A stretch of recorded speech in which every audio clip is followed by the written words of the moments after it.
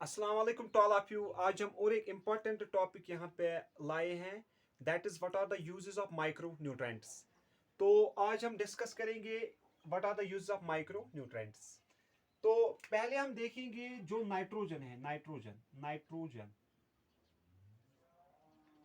अगर हम देखेंगे जो 17 एसेंशियल माइक्रो न्यूट्रेंट्स हैं उनमें से सबसे ज्यादा प्लांट जो इस्तेमाल करते हैं दैट इज नाइट्रोजन।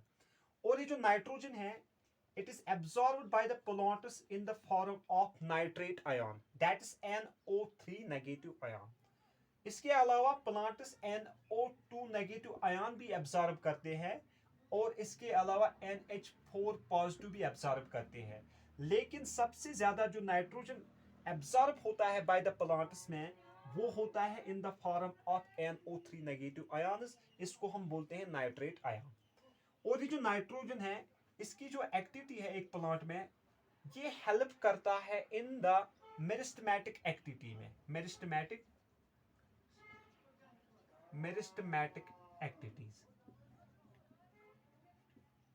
इसके अलावा अगर हम देखेंगे ये जो नाइट्रोजन है, नाइट्रोजन फाउंड होता है इन सम अमाइनो एसिड्स में। It is also found in hormones and it is also found in vitamins. और जो नाइट्रोजन है it is found in nucleic acids.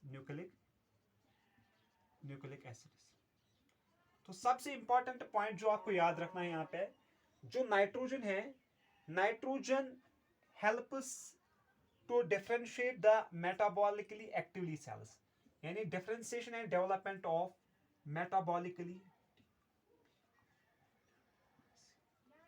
Metabolically active cells. इनको ये डिफरेंशिएट और डेवलपमेंट में मदद करता है कौन? नाइट्रोजन। और ये सबसे ज्यादा होता है अमंग द 17 एसेंशियल एलिमेंट्स में। सबसे ज्यादा जो इस्तेमाल होता है एक प्लांट में वो होता है नाइट्रोजन। और जो न्यूट्रिएंट्स हैं, nutrients are mainly absorbed by the root system of the plant. आपने देखा होगा ब्रासिका कंपैरेस्टिस में, जिसको हम बोलते हैं मस्टर्ड प्लांट, उसमें क्या होता है? टैप रूट सिस्टम होता है। यानी आपने देखा होगा fibrous root system in case of paddy. आपने different types of root systems देखे होंगे, एडवेंशियस रूट सिस्टम आपने देखा होगा। तो अगर हम देखेंगे जो प्लांट्स न्यूट्रिएंट्स एब्जॉर्ब करते हैं, they mainly absorb the nutrients through root system. और जो नाइट्रोजन है, nitrogen mainly absorbed by the plants in the form of nitrate ions. इसके बाद हम यहां पर डिस्कस करेंगे मैग्नीशियम। अगर हम इस मैग्नीशियम की बात करेंगे, मैग्नीशियम हेल्प करता है एक प्लांट को in the formation of DNA and RNA synthesize करने में मैग्नीशियम एक इंपॉर्टेंट रोल अदा करता है। And it also activate some enzymatic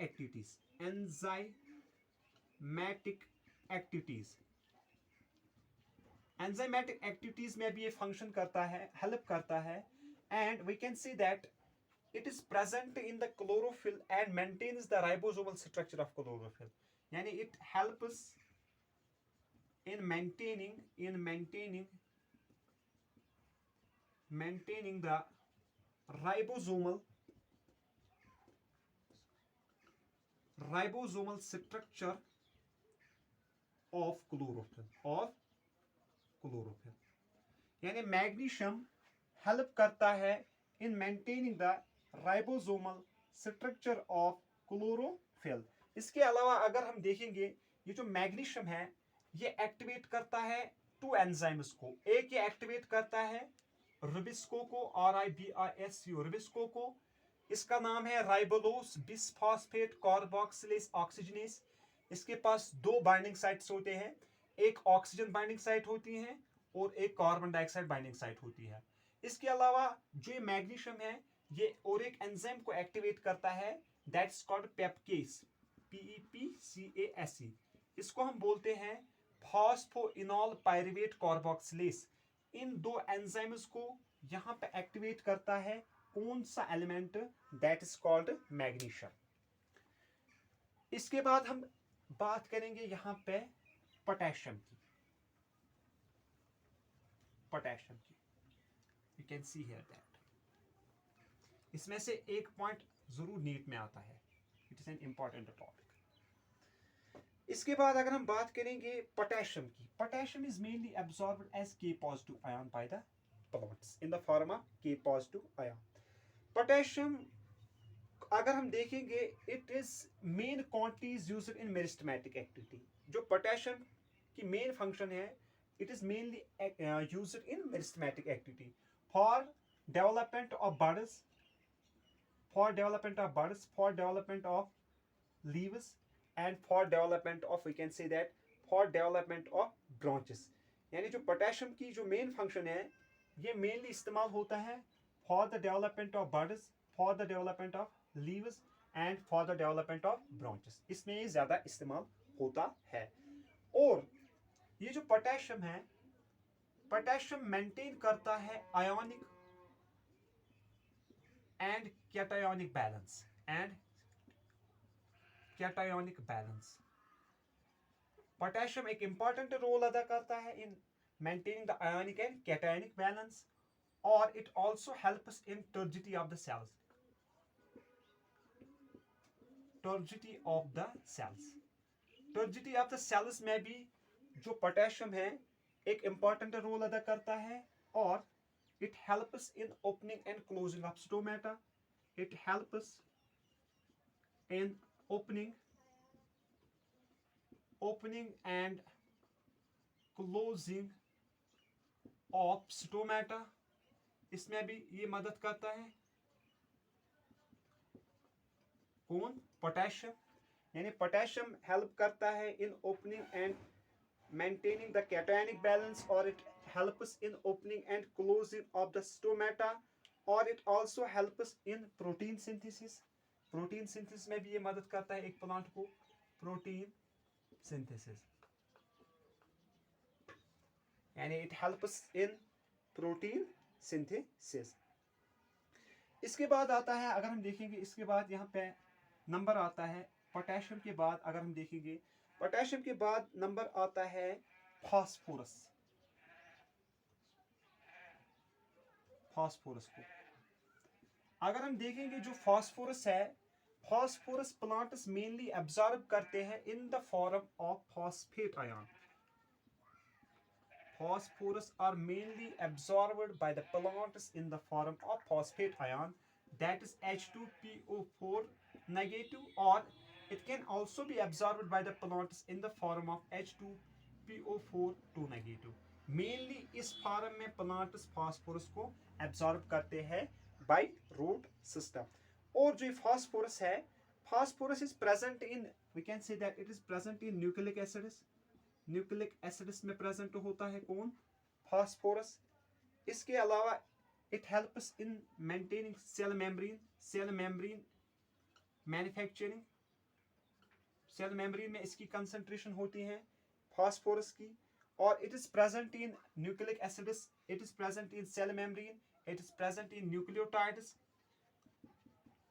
और जो सबसे इंपॉर्टेंट फंक्शन होती है फास्फोरस की, it helps in phosphorylation reactions।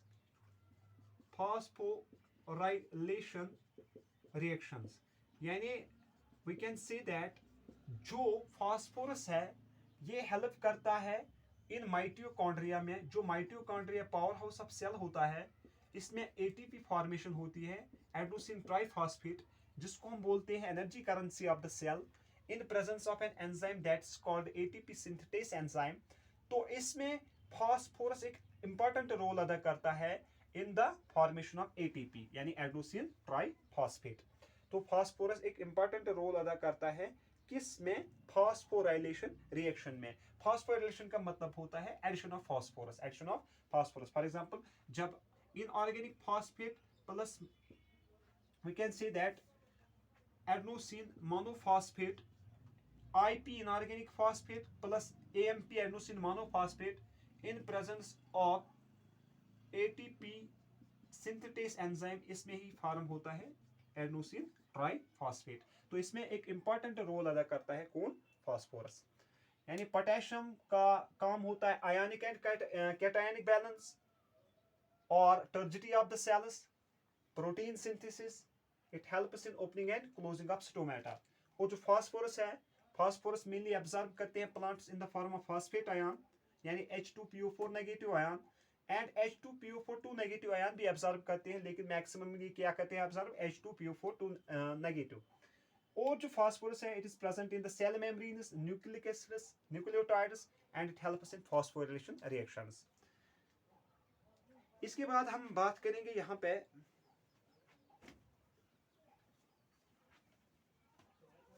Manganese की।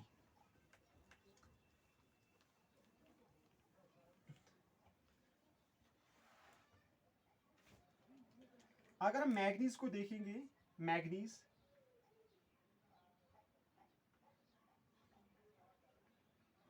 जो ये मैग्नीज है, मैग्नीज एब्जॉर्ब करते हैं plants in the form of manganese ion, in the form of manganese ion. इस फॉर्म में एब्जॉर्ब करते हैं प्लांट्स किसको? मैग्नीज को, दैट इज Mn2 पॉजिटिव, इसको हम बोलते हैं मैग्नीस आयन। इस फॉर्म में प्लांट एब्जॉर्ब करते हैं मैग्नीज को। तो ये जो मैग्नीज है, मैग्नीज हेल्प करता है activation of some enzymes, activator और एक्टिवेशन ऑफ सम एंजाइम्स। कुछ एंजाइम्स को ये क्या करता है? एक्टिवेट करता है, लाइक जो एंजाइम्स किस में आते हैं? फोटो सिंथेसिस में, और वी कैन से दैट जो एंजाइम्स आते हैं किस में? रेस्पिरेशन में, रेस्पिरेशन। इसमें मैग्नीज एक इंपॉर्टेंट रोल अदा करता है। और manganese also helps in nitrogen metabolism, nitrogen metabolism, nitrogen metabolism में भी एक इंपॉर्टेंट रोल अदा करता है कौन? Manganese, nitrogen metabolism. और सबसे जो यूनिक फंक्शन है जो आपको याद रखना है मैग्नीज की, manganese helps in splitting of water, splitting of water. ये काफी बार पूछा गया है नीट में। Which one of the following element is used in splitting of water during photosynthesis? यानी splitting of water is mainly associated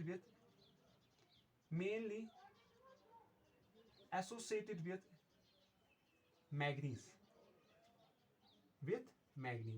यानी manganese एक important role अदा करता है किसमें? Splitting of water during photosynthesis to release oxygen, इसमें manganese एक important role अदा करता है। इसके अलावा आता है जिंक 2 पॉजिटिव। जो जिंक है, जिंक प्लांट्स ऑब्टेन करते हैं ऐसे zinc 2 positive. It activates some enzymes specially carboxylase. Carboxylase enzymes are mainly activated by zinc element and it is needed in synthesis of axanes.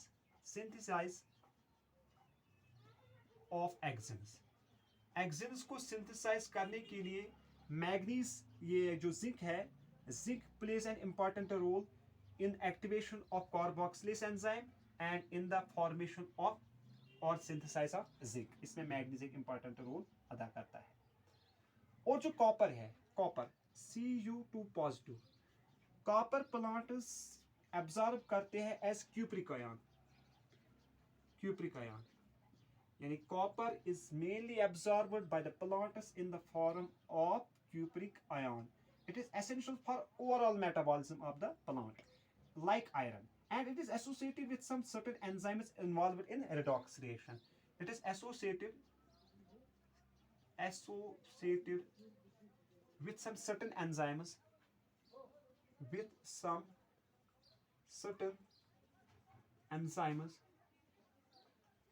yani it is associated with some certain enzymes involved in redox reaction। यानी जो यहाँ पे copper है, copper एक redox reaction में important role अदा करता है and reversibly oxidises to form ये रिवर्सिबली ऑक्सीडाइज होता है from Cu positive to Cu2 positive, यानी रिवर्सिबली ऑक्सीडाइज होता है Cu positive to Cu2 positive. इसके बाद हम देखेंगे, इसके बाद आता है नंबर यहाँ पे बोरान का। बोरान एक इंपॉर्टेंट एलिमेंट है। बोरान की कुछ इंपॉर्टेंट फंक्शंस हैं एक प्लांट में।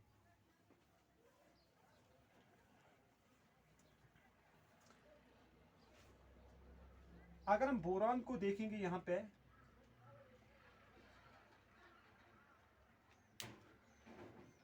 बोरान एब्जॉर्ब्ड होता है in the form of BO3 2 negative और 3 नेगेटिव, BO3 3 नेगेटिव और B4O7 2 नेगेटिव। इस फॉर्म में बोरान एब्जॉर्ब होता है एक प्लांट में। Boron is used to uptake and utilization of calcium. It helps in uptake and utilization of calcium. Uptake and utilization of calcium. यानी boron का जो पहला काम होता है, it is used in uptake and utilization of calcium. दूसरी इसकी function होती है मेम्ब्रेन फंक्शनिंग, मेम्ब्रेन फंक्शनिंग, ये भी इसकी एक फंक्शन होती है, comma we can see that. Pollen germination में एक इंपॉर्टेंट रोल अदा करता है बोरान। पोलन जर्मिनेशन में एक इंपॉर्टेंट रोल अदा करता है यहाँ पे boron.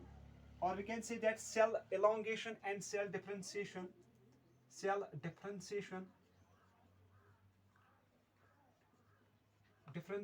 And cell elongation, cell differentiation and cell elongation में एक इंपॉर्टेंट रोल अदा करता है कौन? Boron. And it also helps in carbohydrate translocation,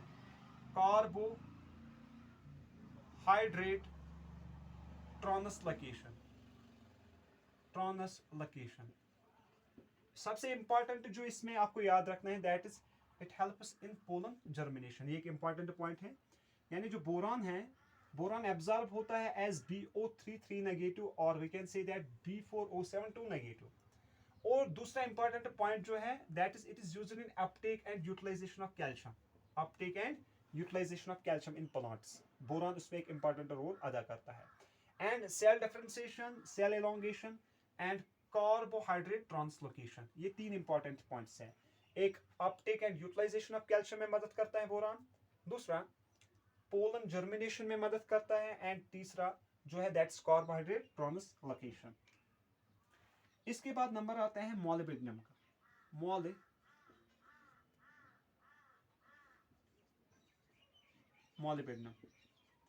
molybdenum की सिंबल जो है दैट्स MO, मॉलिब्डेनम। मॉलिब्डेनम का अगर हम देखेंगे, molybdenum is absorbed by the plants as molybdate ion, यानी ये एब्जॉर्ब होता है as molybdate ion. Molybdate ion को अगर हम देखेंगे, इस फॉर्म में एब्जॉर्ब होता है मॉलिब्डेनम MoO2 2 पॉजिटिव। इस फॉर्म में एब्जॉर्ब होता है कौन? Molybdenum. it's a component of several enzymes, like it is found in several enzymes like nitrogenase enzyme में पाया जाता है ये, nitrogenase enzyme and nitrate reductase, NITRATE, nitrate reductase. यानी मॉलिब्डेनम मॉलिबलेट आयन में एब्जॉर्ब करते हैं plants, that's MoO2 2 positive. And it is some important enzymes में पाया जाता है like nitrogenase enzyme and nitrate reductase enzyme, and it helps in nitrogen metabolism. यानी both the enzymes are crucial in nitrogen metabolism. Both enzymes are crucial in nitrogen metabolism of a plant. यानी both enzymes, either it is nitrogenase enzyme, either it is nitrate reductase enzyme, दोनों enzymes क्या है, crucial है for the nitrogen metabolism. इसके बाद आता है number यहाँ पे आयरन का. आयरन को हम पहले देखेंगे. आयरन कहाँ पे इस्तेमाल होता है एक प्लॉट में, तो इसकी क्या फंक्शन होती है. अगले लेक्चर में हम डिस्कस करेंगे सिम्टम्स.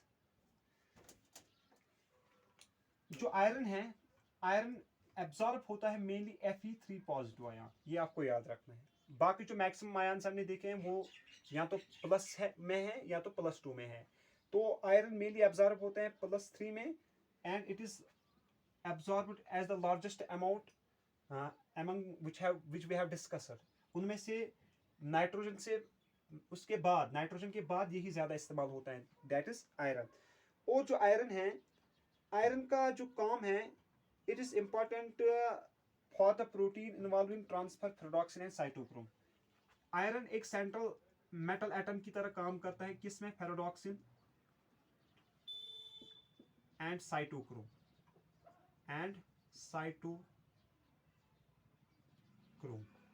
फेरोडॉक्सिन एंड साइटोक्रोम में यहाँ पे आयरन एक important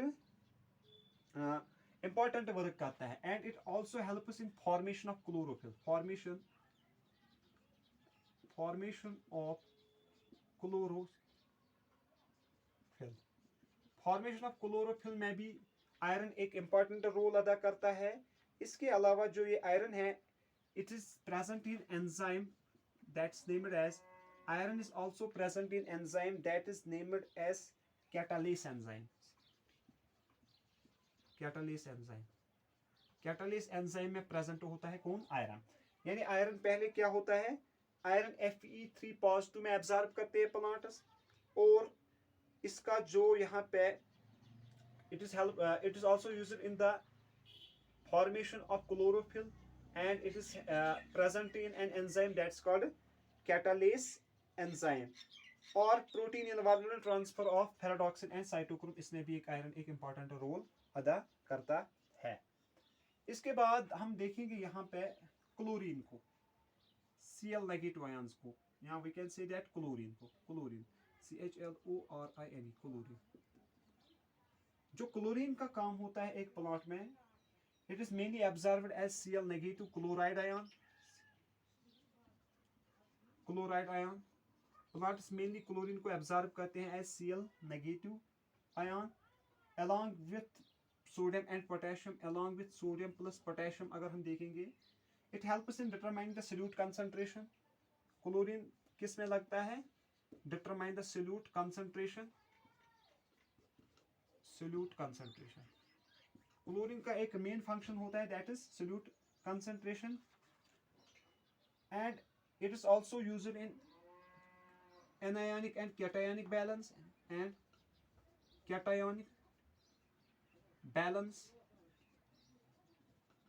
anionic and cationic balance.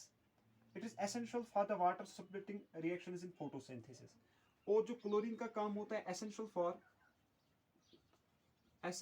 for water splitting reactions in photosynthesis, in PHOTOSYNTHESIS. यानी जो क्लोरीन है, क्लोरीन पहले एब्जॉर्ब होता है as chloride ion along with sodium and potassium. It helps in solute concentration, ionic and cationic balance, essential for the water splitting reactions in photosynthesis. इसके बाद जो sulphur है, सल्फर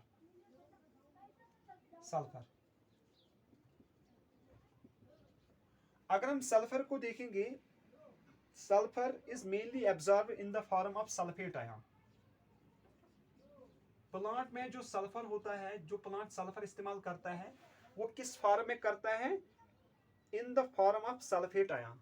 और जो सल्फर है, it is the main constituent of 2 amino acids, that is methionine and serine. यानी you can remember this.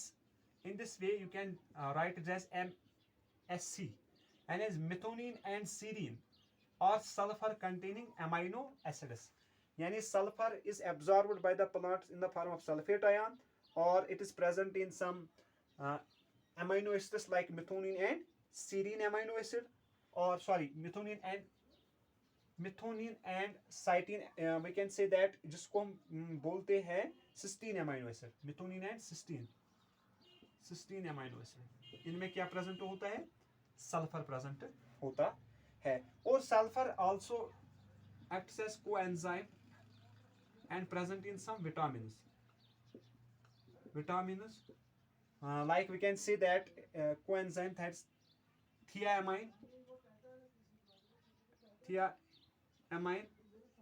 or we can say that thiamine biotin, इनमें भी सल्फर होता है, थियामाइन एंड बायोटिन। यानी सल्फर इस्तेमाल होता है in the form of sulphate ion. It is present in some amino acids like methionine and cysteine. It acts as a coenzyme, vitamin और thiamine। थिया हम सल्फर को बोलते हैं, थिया जैसे एजो नाइट्रोजन को हम बोलते हैं, वैसे ही थियो को हम क्या बोलते हैं, सल्फर को बोलते हैं। थिया का मतलब होता है सल्फर, ये आपको याद है, यहाँ पे रखना है। एजो, एजो का मतलब होता है नाइट्रोजन। कभी कभार हेल्प होगी इससे आपको। यानी थियो का मतलब होता है सल्फर, एजो का मतलब होता है नाइट्रोजन। इसके अलावा हमको देखना है यहाँ पे और एक, दैट इज जो लास्ट है, दैट इज कॉपर। कॉपर को हमने अभी डिस्कस नहीं किया है। इसके अलावा है यहाँ पे कॉपर और कैल्शियम। Copper Cu2 positive. जो कॉपर है, कॉपर मेनली प्लांट्स करते हैं एब्जॉर्ब। जो कॉपर है, कॉपर मेनली एब्जॉर्ब करते हैं plants in the form of cuprate ion. और इसकी भी अपनी फंक्शन होते हैं, इसकी भी अपनी क्यूप्रेट आयन, ये आपको याद रखना है, क्यूप्रेट आयन। यानी copper is mainly absorbed in the form of cuprate ion. It is essential for overall metabolism of the plant, and it is associated with certain enzymes involved in redox reaction. यानी it is essential for redox reaction. redox reaction में important role अदा करता है कौन, copper. यानी copper is absorbed bye cupric ion और क्यूप्रेट ion. यानी Cu2 positive, इसको हम क्यूप्रिक आयन बोलते हैं, CuPric, cupric ion. Cupric ion में कॉपर यहाँ पे इस्तेमाल होता है। And it is essential for overall metabolism like iron. It is associated with certain enzymes involved in redox reaction, and it is oxidized to Cu positive to Cu2 positive. ये copper की function है, ठीक है। तो इसके बाद है और एक एलिमेंट, दैट इज कैल्शियम।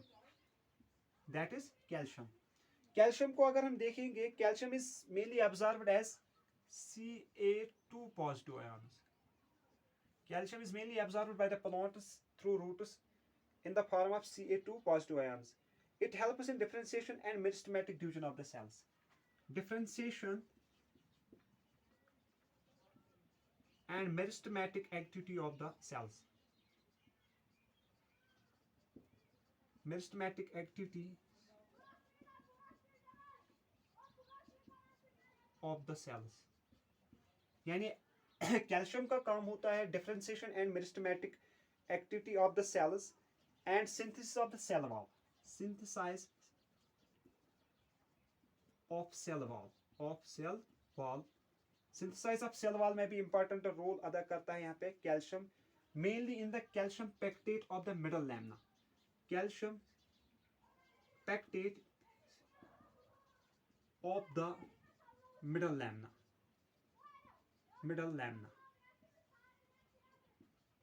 यानी एक तो सेल वॉल फॉर्मेशन में मदद करता है calcium pectate of the middle lamella, और it also helps in functioning of the cell membrane, and we can say that spindle formation. It also helps in functioning of the cell membrane. यहाँ पे मैं लिखूंगा इन दो points को। It helps in function of the cell membrane, function of the cell membrane and formation of spindle fibers during cell division. Formation of spindle fibers during cell division. यानी जो calcium का काम होता है, कैल्शियम पहले क्या करता है, differentiation and meristematic activity of the cells, it helps in synthesise of the cell wall, calcium pectate of the middle lamina, formation of the spindle fibers, and it also helps in functioning of the cell membrane. And this was the little bit regarding the elements and their uses. Next जो topic होगा इसमें हम discuss करेंगे deficiency of this nutrients and what will happen, जिसमें क्लोरिसिस आएगा, necrosis आएगा, different symptoms आएंगे। Thanks for joining.